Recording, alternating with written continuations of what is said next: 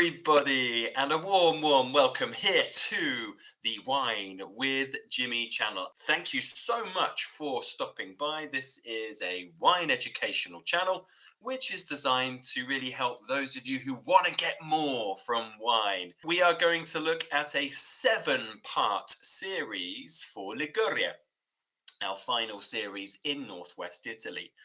This is a wonderful part of Italy, which is called the Italian Riviera.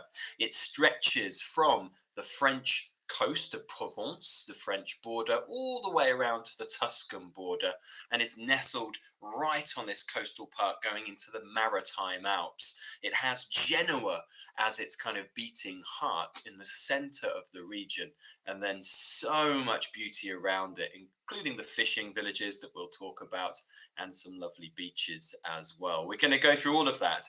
Parts 5 and 6 and 7 are only available to members of my e-learning portal. That's over at winewithjimmy.com. Okay, so let's look at our introduction to this really wonderful place, Liguria. So it's the 3rd smallest region by area, and that's behind the Val d'Aosta and Molise, found in the south of Italy.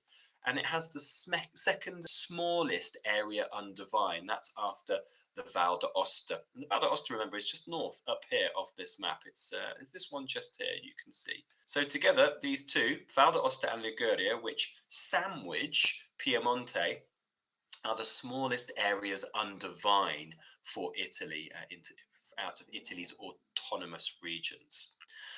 And here you are by looking at this, like I mentioned, it borders France over here. This is the Italian Riviera, going past places like Imperia, Savona, and there's Genoa.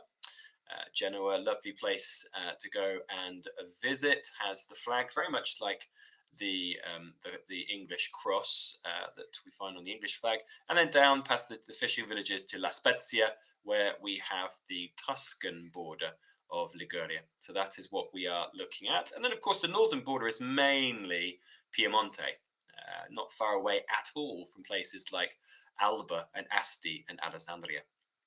So that's our location. History of this area.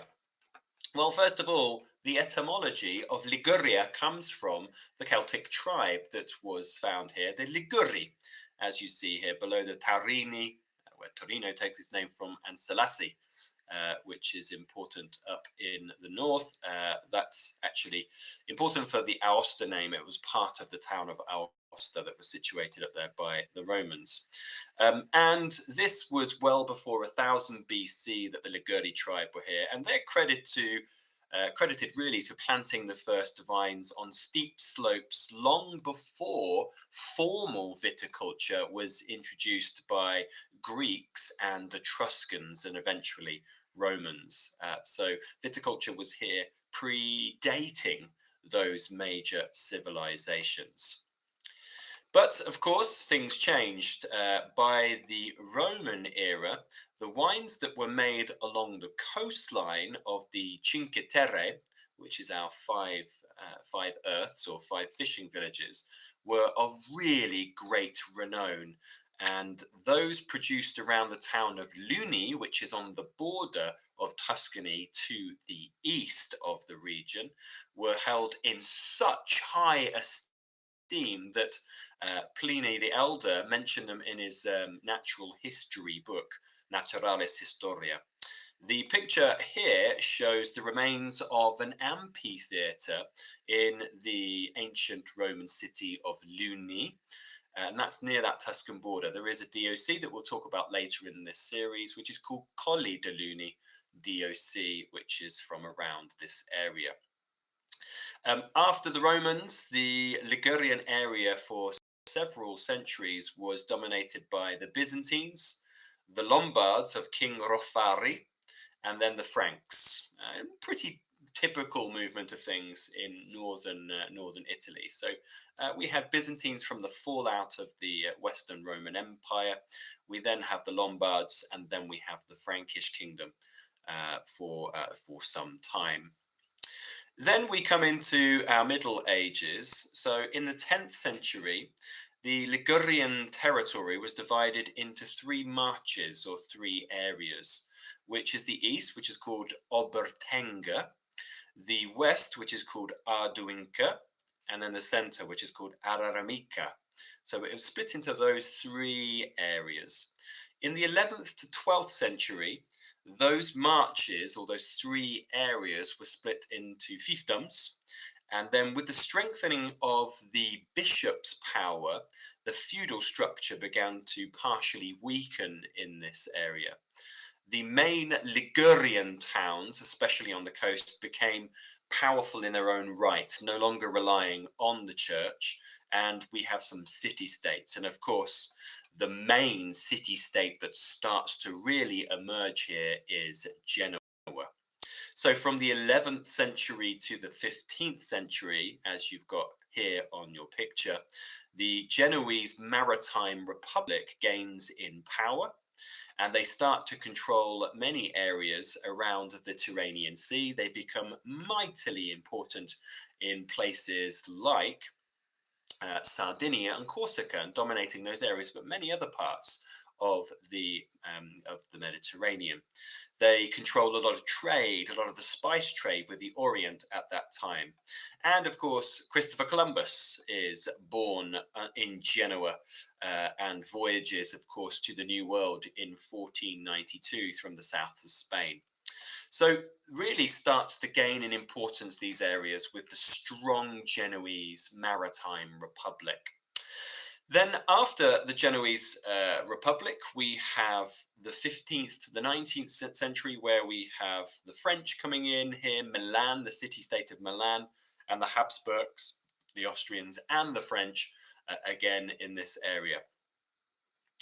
Just want to, before I wrap up, before the next one, I just want to mention an important connection here. Now, in 1815, the Kingdom of Sardinia gains control and defeats the House of Savoy, eventually beating them in 1821. And this starts to really group together Piemonte, the area extended around Piemonte, and of course the Kingdom of Sardinia. And it starts really the momentum behind the Risorgimento, the unification of Italy as a republic and as a nation eventually. So some of the most prestigious figures who are in the Risorgimento are actually listed here. So born in Liguria, Mazzini, Mameli, and Nino Bixio.